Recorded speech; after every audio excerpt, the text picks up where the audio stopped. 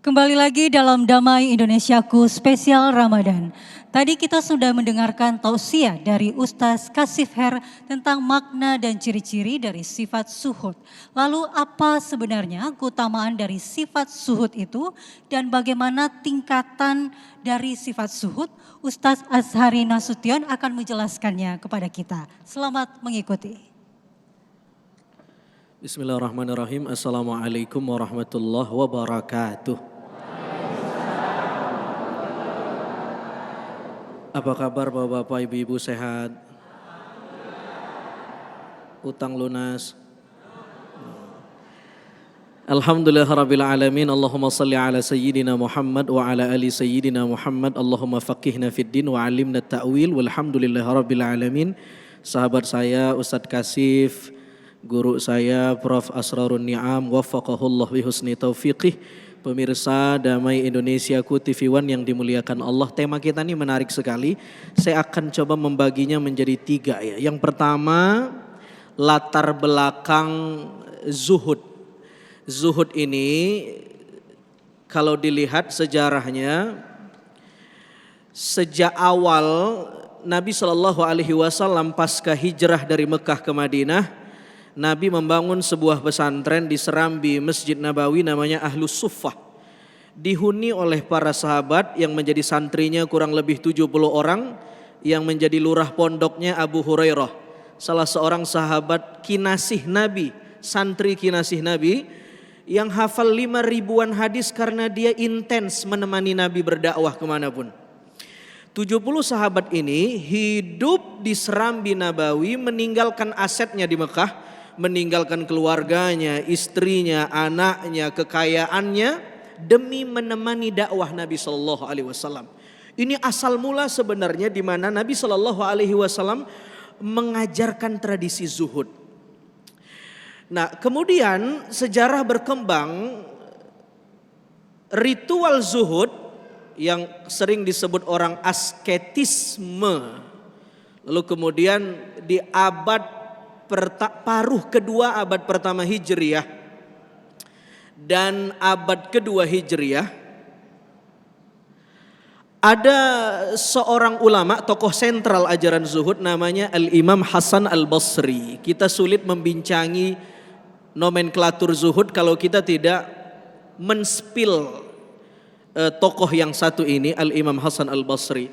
Al-Imam Hasan Al-Basri punya definisi yang agak frontal tentang zuhud. Kata Al-Imam Hasan Al-Basri, zuhud adalah kamu benci dengan dunia dan kamu benci kepada orang yang punya dunia. Nah, saya ingin mengajak kita untuk rethinking zuhud, berpikir ulang tentang definisi zuhud. Bukan salah Imam Al-Hasan Al-Basri, enggak mungkin salah. Beliau ulama besar, ulama mutafannin, pakar di semua ilmu. Hanya kemunculan Imam Hasan Al-Basri waktu itu dipengaruhi dengan gaya hidup para khalifah pemimpin umat Islam pada dinasti Umayyah yang hidup dengan hedon, glamor, individualis, mementingkan staf-staf kerajaan, melupakan hajat orang banyak. Nah, Imam Hasan Al-Basri muncul saat itu sebagai antitesa, mengkritik budaya yang sedang berkembang di mana para khalifah lupa untuk memberikan kemaslahatan kepada masyarakat, sibuk dengan kemewahannya. Maka muncul ajaran zuhud pada era abad 1-2 Hijriah dengan mengedepankan hidup apa adanya, meninggalkan dunia, pakaian sederhana, rambutnya sederhana, wajahnya juga penuh dengan tidak glowing kayak ibu-ibu di sini nih. Ibu-ibu di sini kan bukan main nih, ada krim siang, krim malam ya Bu ya.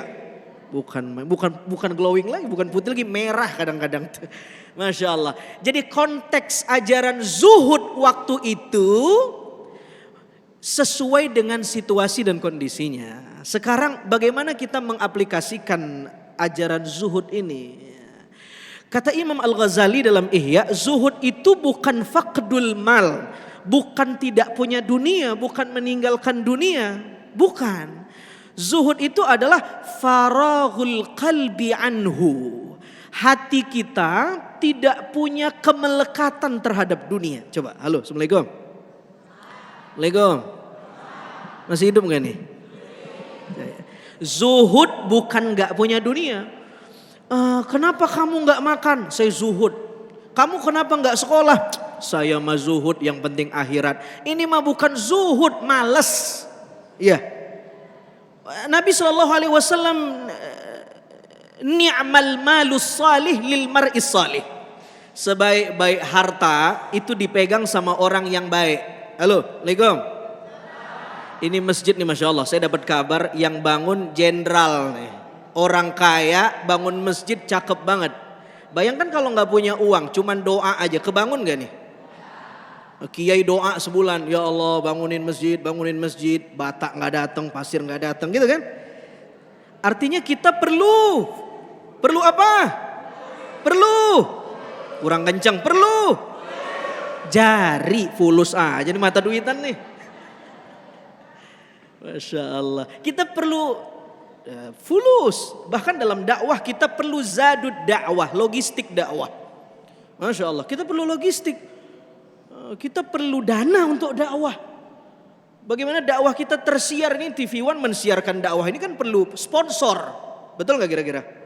Jadi bukan anti dengan dunia, tapi kata kuncinya adalah menghilangkan kemelekatan terhadap dunia. Dunianya diambil, tetapi dia tidak melekat hatinya dengan dunia. Dunia hanya ada di tangan tapi tidak di hatinya. Tidak interdependensi terhadap dunia. Tidak bersandar kepada dunia. Halo, Assalamualaikum. Paham gak nih? Nah sekarang saya masuk ke pembahasan yang ketiga. Sejarahnya udah, lalu kemudian rethinking zuhudnya. Yang ketiga, puasa itu salah satu pesan moralnya adalah melatih kita untuk punya sikap mental zuhud. Perhatikan ya, zuhud itu bukan fisik kita anti dunia, bukan ya, tapi sikap mental. Dia ajaran sikap mental.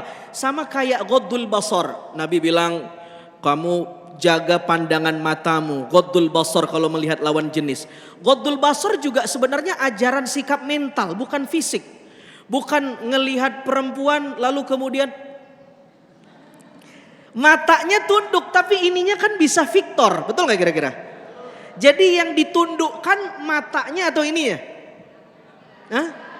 Makanya Nabi tidak mengatakan ghaddul ain, tapi ghaddul basar. Yang perlu ditundukkan itu sikap mentalnya melihat lawan jenis, bukan matanya doang. Ya betapapun kita bisa bilang, biasanya orang yang jelalatan ininya kotor. Tapi ada yang matanya gak jelalatan tapi LCD-nya udah kena. Saudara yang dimuliakan Allah Subhanahu wa taala. Nah, puasa itu melatih itu. Apa ajaran puasa? Tahrirun nas min ta'allukil khalqi ila ta'allukil haq. Memerdekakan rohani manusia dari kemelekatan terhadap makhluk dan hijrah, beralih dengan sikap mental hanya butuh kepada Tuhan. Saya kasih contoh. Puasa mengharamkan makan, betul? Mengharamkan minum, betul? Padahal itu kebutuhan primer kita. Puasa bilang gak boleh, kudu zuhud. Anda tidak boleh makan, tidak boleh minum, tidak boleh. Hari ini rohani Anda harus lebih diaktifkan dari jasmani Anda. Anda tarawih, tadarus, tilawah, iktikaf, witir, itu semuanya hidangan rohani bukan jasmani. Yang dibegahin rohaninya bukan jasmaninya. Itu zuhud. Saudara yang dimuliakan Allah Subhanahu wa taala. Tapi bukan berarti tidak makan sama sekali. Nah, kesalahan kita adalah siangnya kita nggak makan apapun, begitu buka puasa, semua kita makan. Makanya saya pernah bilang ada puasa mazhab all you can eat.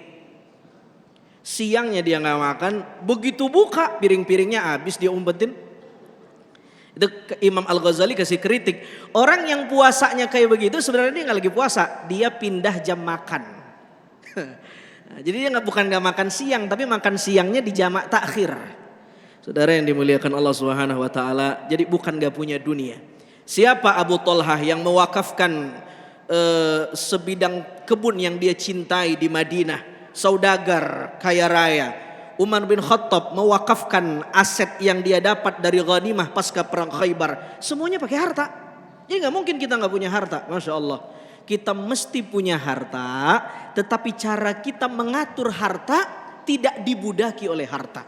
Saudara yang dimuliakan Allah SWT, simpelnya begini, punya handphone semua? Bisa nggak hidup tanpa handphone? Nah? Jadi kadang-kadang kita harus berlatih zuhud dari hal yang terkecil. Kita tetap harus punya handphone, tetapi tidak melulu 24 jam kita ini di depan handphone mulu. Jadi budaknya handphone, setan gepeng kata orang itu. Mudah-mudahan manfaat. Kita lanjutin di segmen berikutnya insya Allah. Baik, terima kasih Ustadz Azhari Nasution, Masya Allah atas tausiahnya. Lagi-lagi kita diingatkan bagaimana zuhud meletakkan dunia ini hanya di tangan, jangan di hati. Nah mungkin kalau kita analogikan dengan apa yang keseharian kita yang saat ini berkaitan dengan apa yang kita lakukan, yaitu puasa dengan dunia. Ketika kita menganalogikan berhubungan puasa dengan dunia, begitulah dunia, ketika kita puasa seolah-olah melihat makanan itu pengen dimakan semuanya. Tapi begitu kita berbuka puasa, hanya sekedar saja kita makan. Nah begitulah dunia, begitu indahnya tapi begitu kita meninggalkan dunia ini, hanya ditinggalkan begitu saja. Akhiratlah yang utama. Nah Masya Allah pemirsa, di segmen berikut Kiai Haji Prof. Asroruni akan menjelaskan lebih dalam lagi bagaimana tingkatkan zuhud itu. Bahwa zuhud tidak harus meninggalkan dunia. Sesaat lagi tetaplah di Damai Indonesiaku spesial Ramadan, kami akan kembali.